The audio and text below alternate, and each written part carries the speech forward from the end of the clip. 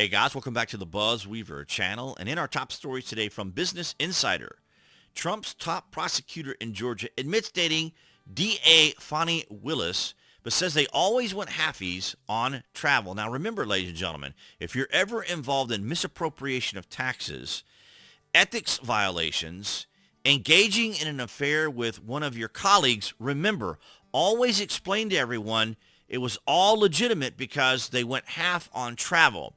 So that's obviously going to give them the entire benefit of the doubt.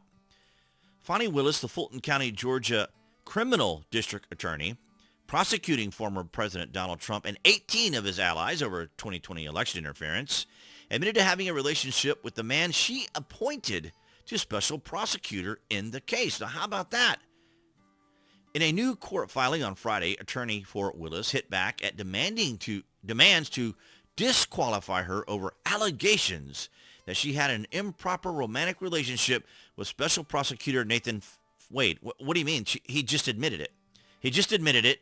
It's been admitted, and he's trying to. And the attorney, of course, are always going to give them the benefit of the doubt. So is the media, because as you see here in this next paragraph, the highly anticipated court filing was in response to a January 8th motion that was filed by a lawyer for one of the co-defendants in the racketeering case, former Trump campaign staffer Michael Roman. You guys may remember when we first started covering this story, they kept mocking Michael Roman and they kept including without evidence. And when I went back to look at these older articles to show you guys, they had edited the article to remove without evidence. So as we have argued this whole entire time, these cases against Donald Trump, these civil cases and other cases against Donald Trump, has never been about rule of law or justice. It has been about interfering in an election. In other words, to paint him in a negative light and to give everyone the impression that he is a one-dimensional villain.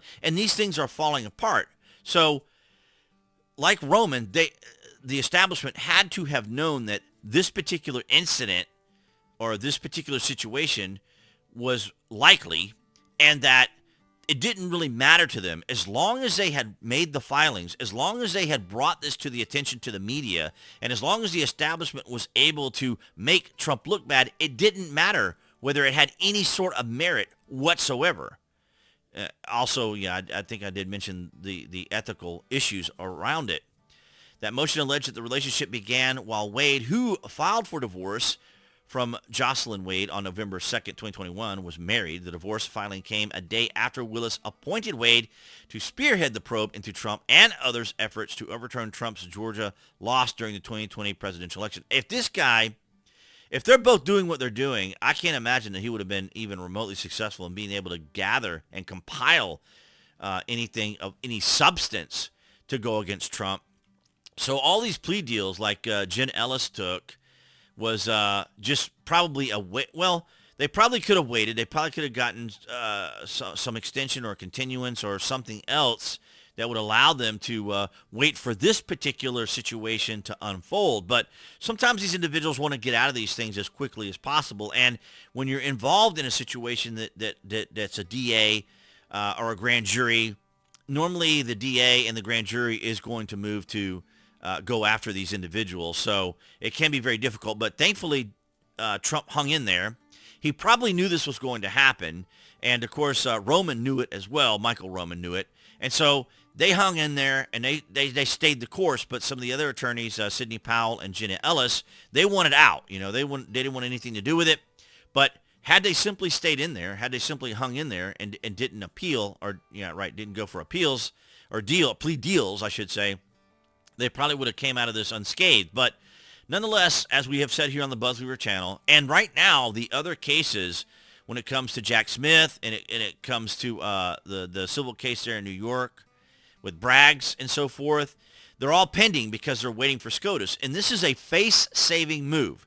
This is why I have always contended that these were never intended to be about rule of law or justice. These were all maneuvers to interfere with Donald Trump's election, to interfere with his campaign, to make him look as negative as possible, especially with the recent civil case there with 𝐀𝐦𝐚𝐳𝐴𝐴. It's all a play against Donald Trump.